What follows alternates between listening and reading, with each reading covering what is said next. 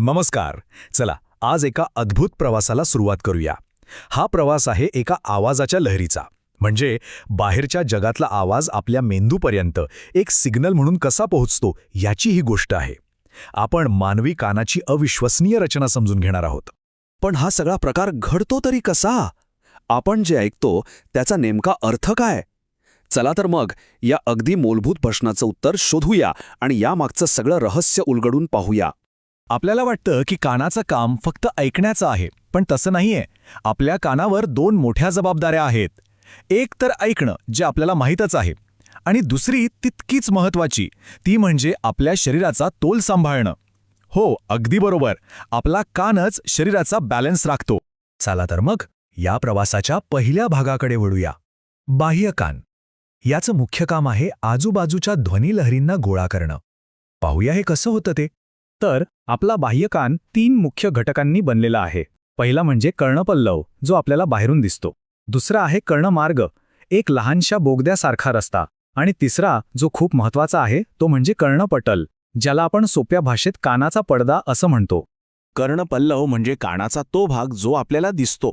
याचं काम आहे ना, ते अगदी डिश अँटेनासारखं आहे. तो हवेतल्या सगळ्या ध्वनिलहरींना पकडतो, त्यांना एकत्र करतो आणि कानाच्या आतल्या मार्गाकडे म्हणजे त्या बोगद्याकडे ढकलतो.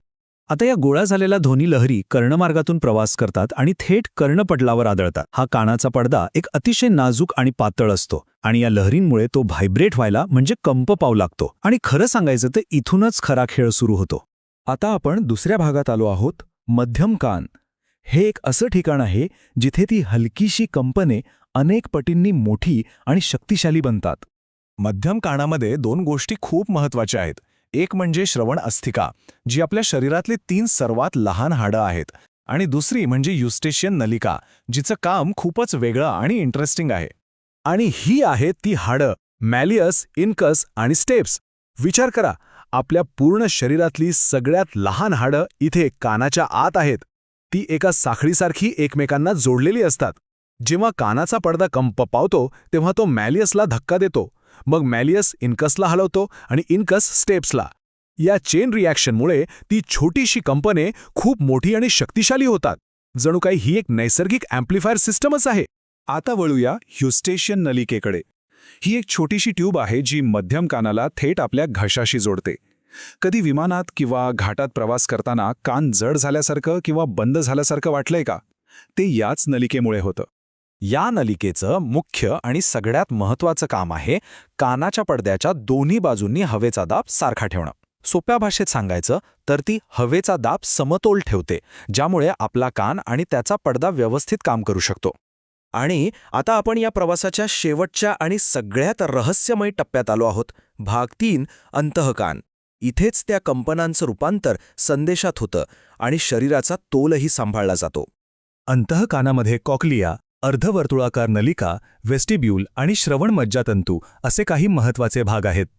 गंमत म्हणजे यातले काही भाग ऐकण्यासाठी काम करतात, तर काही भाग शरीराचा तोल सांभाळण्यासाठी.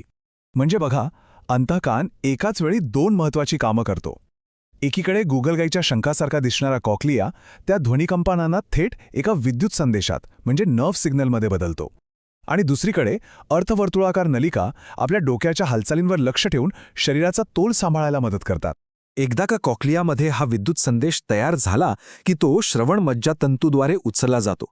ही श्रवण मज्जातंतू म्हणजे एक प्रकारची केबलच आहे, जी हा सिग्नल थेट मेंदूच्या श्रवण केंद्रापर्यंत पोचवते. आणि तिथे गेल्यावरच आपल्याला ऐकल्याची जाणीव होते. म्हणजे प्रवास पूर्ण झाला. चला, आता आपण या संपूर्ण प्रवासाचा अगदी थोडक्यात आढावा घेऊया. म्हणजे ध्वनिलहरींपासून ते मेंदूपर्यंतच्या सिग्नलचा प्रवास. तर बघा, हा सगळा प्रवास 3 सोप्या टप्प्यांमध्ये विभागलेला आहे. पहिला टप्पा बाह्य कान, जो ध्वनी गोळा करतो. दुसरा टप्पा मध्यम कान, जो त्या कंपनांना कैक पटीने वाढवतो. आणि तिसरा शेवटचा टप्पा अंतःकान, जो त्या कंपनांचा विद्युत संदेश तयार करतो आणि सोबतच शरीराचा समतोलही राखतो. किती अद्भुत आणि सुव्यवस्थित रचना आहे, नाही का? या सगळ्यावरून एक गोष्ट तर नक्कीच स्पष्ट होते की आपला कान फक्त ऐकण्याचं एक साधन नाही, तर तो एक अत्यंत गुंतागुंतीचा आणि दुहेरी कार्य करणारा अवयव आहे.